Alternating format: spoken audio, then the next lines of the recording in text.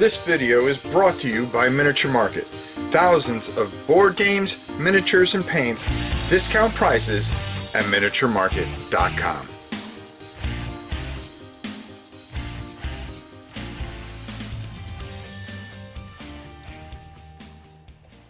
Hey everybody, it's your old pal Rob. Today we're talking about one of the best companies in the world, and that is definitely GMT. If you are a wargaming fan, a space fan, a historical fan, you cannot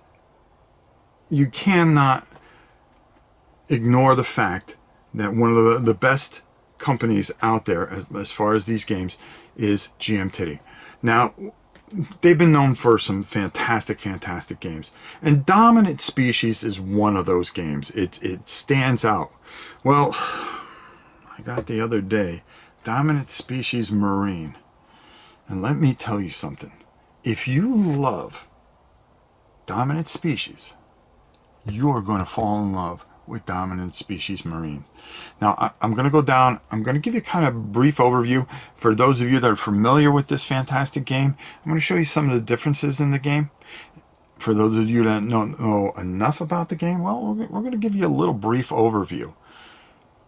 But the most important thing is that we go down to the table and show you all the beautiful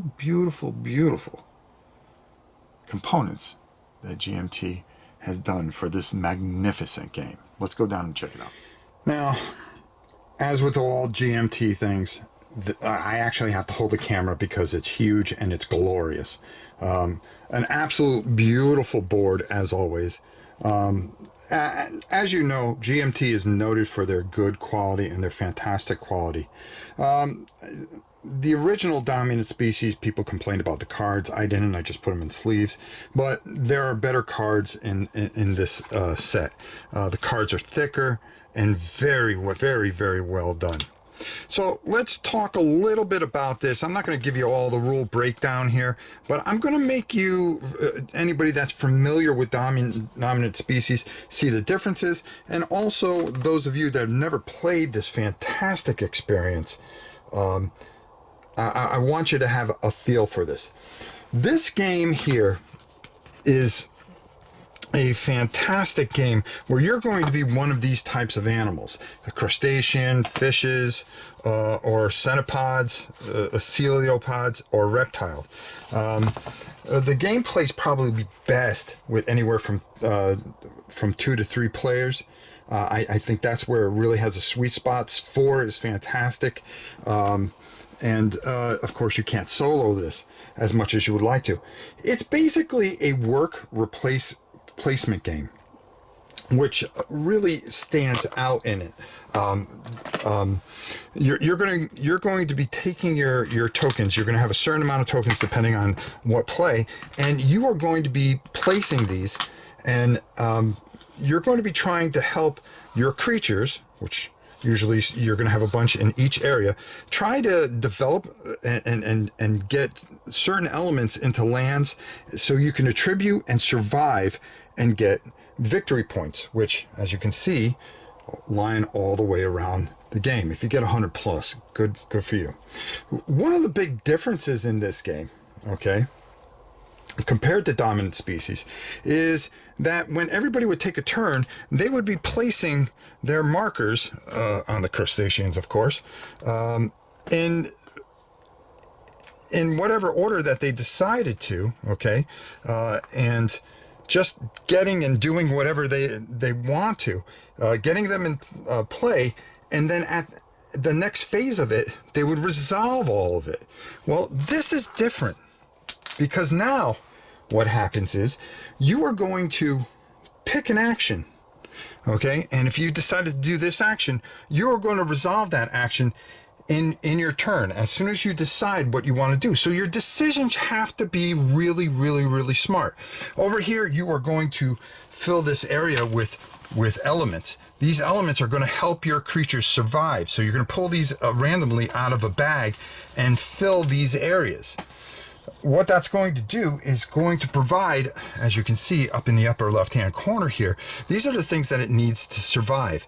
This is the sources that they need to continue. Turn order is very, very, very simple here, because turn order is basically, it tells you right there, crustaceans, fish, and then you work your all the way to reptile. So that's the way that it actually shows you. It doesn't mix up, it doesn't go by per player. So you have to be really, really smart. Another really neat thing here is that these cards, one of the complaints that a lot of people had was that the cards were overpowered. I didn't think so. You know, GMT knows what they're doing, and they do a great job, and Chad Jensen did a fantastic job. But what they did is they made a little adjustment here. On the bottom is where you're going to be able to grab these cards, okay? The problem is that when you place a token, okay, and it's not a problem, it's smart. You're not going to be able to do this. Say I wanted to grab a card, okay? All right, well, I want to grab a card. Yeah, you're going to be able to get a card that you really, really desire over here. But the problem is, on your next turn, you're going to have to skip a turn, because you can never place, once you place something low here, you can never come back up top here, unless you do like a retrieve, I believe, where you can get your token back. You would have to place that here to get your token back. It's a free action. But you're definitely going to skip a turn. So what you kind of want to do is you kind of want to work your way through and then try to get the card. But you're playing against a player who may go, oh, well, I want to start here.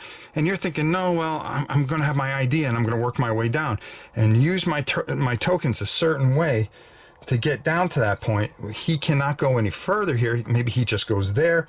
And it's going to be kind of a race, because if you really want one of those cards, you're going to have to try to decide whether your opponent is going to want them as badly as you do.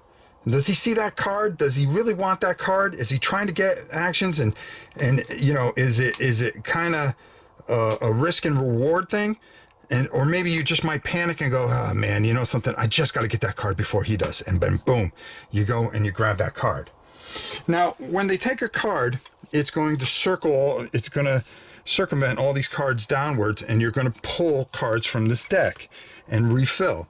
One of the things that happens here is this card deck is a timer for the game, because at the very bottom, it would be mixed up, but for the camera, of course, we got to do it a certain way.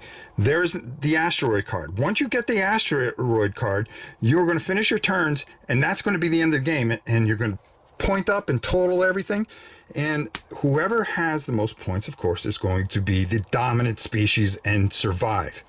Another neat thing that's added to this game are trait cards. You're going to be given one of these each for each creature, and they're going to have a special ability, a nice new little twist here. So those of you that are dominant species fans going, well, this is just a C version of this.